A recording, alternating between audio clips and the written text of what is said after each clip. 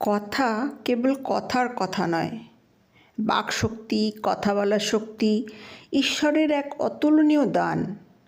কথা কেবল কথার কথা নয়, সে যে এক ব্রহ্মশক্তি, শব্দ ব্রহ্ম, তা আমরা সকলেই প্রায় ভুলে থাকি। ভুলে যাই, জিহ্বাকে সংযত না করতে পারলে মুক্তির অধিকারী হওয়া যায় না। কথার মাধ্যমে আমরা আশীর্বাদ করি অথবা আঘাত করি। বাক্যের অমোঘ শক্তি। কথাই কর্ম সৃষ্টি করে, প্রারব্ধকে বাড়িয়ে দেয়, ভালো করে মন্দ করে। সচেতনভাবে ঈশ্বর প্রদত্ত এই শক্তিকে ব্যবহার না করলে তাপ পাপ অনিবার্য। বেশিরভাগ মানুষের দৈনন্দিন গতানুগতিক জীবনে একটু খেয়াল করলেই দেখা যায়, অবশভাবে অচেতনভাবে তারা অভ্যাসের কাছে নিজেকে সমর্পণ করে কটু কথা, পীড়াদায়ক কথা বলে অন্যকে কষ্ট দেয়। কেবল মজা করার প্রবণতায় অজান্তে কত দুঃখ দেয়। আমাদের খেয়াল রাখা উচিত, অন্যকে নিয়ে মজা করতে গিয়ে মজার সীমা অতিক্রম করে তাকে পীড়া দিলে, মনোকষ্টের কারণ হলে, সে পীড়া নিজের কাছে আজ না হয় কাল আসবেই। তুমিও কারুর হাসির খোরাক হতেই পারো। অবশভাবে কথা বললে আর একজনের কোনো বাক্যে আঘাত লাগতে পারে, তা বোঝার সময় থাকবে না। যখন বুঝবে তখন অনেক দেরি হয়ে গেছে। তীর্থনক থেকে বেরিয়ে গেলে তা কি ফিরিয়ে আনা যায়? তেমনি কথাও ফিরিয়ে নেওয়া যায় না। তখন তাকে সামাল দেওয়ার চেষ্টা অনেক সময় তিক্ত অভিজ্ঞতা সৃষ্টি করে। তুমি ভুলে যাও যে তুমি যা জানো তা অনেক সময় ভুল। তোমার ধারণাই ঠিক, এটা অহংকার। আত্মজ্ঞানবিহীন অচেতন মনে ঠিক ধারণা হওয়া সম্ভবই নয়।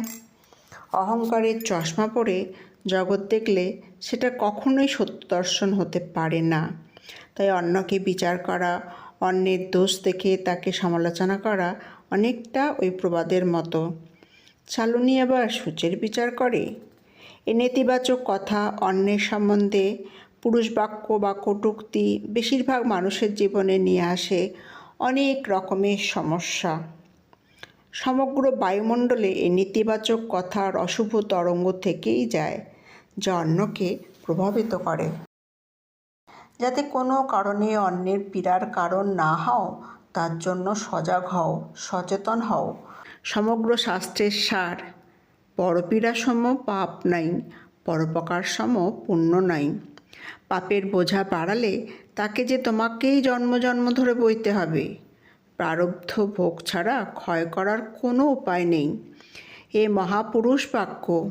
পীড়া দিলে মানসিক শারীরিক পীড়ার মাধ্যমে তা সুদে আসলে পরিশোধ করতেই হবে। অনেক সময় দুটো মিষ্টি কথা, সহানুভূতি এবং ভালোবাসার কথা অনেক মনোমালিন্য দূর করতে সক্ষম। সর্বপ্রকার সম্পর্কের মধ্যে ইতিবাচক মানসিকতা এবং সেই মতো কথা সম্পর্ককে আরও শান্তিপূর্ণ এবং দৃঢ় করে।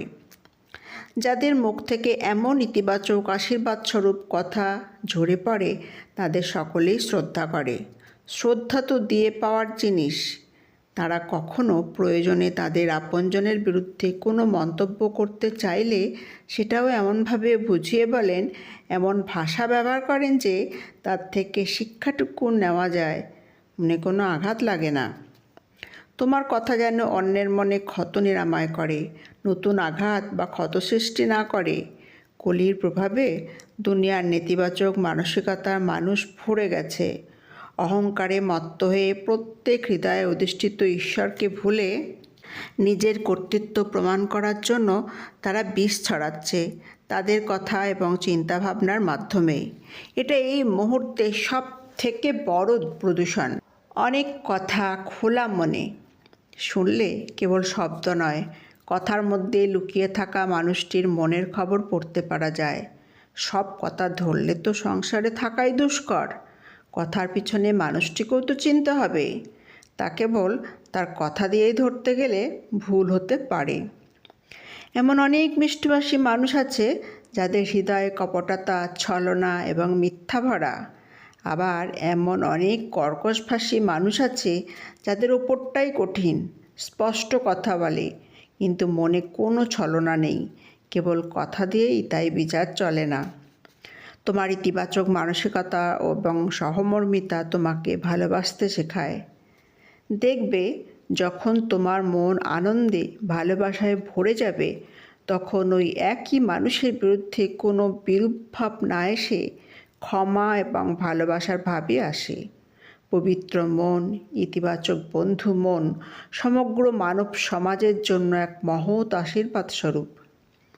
পবিত্র মন সবার মধ্যেই, সৃষ্টি সব কিছুর মধ্যে সত্যস্বরূপ ঈশ্বরকে দেখে, নিজের মনের পবিত্রতার ছবি সবার মধ্যে দেখে। তাই অমন মানুষকে দুঃখ দেওয়া যায়, কিন্তু তিনি দুঃখী হন না। অংশটি আমরা শুনলাম শ্রীমৎ শুদ্ধানন্দ ব্রহ্মচারীর গ্রন্থ থেকে। ধন্যবাদ সকলকে।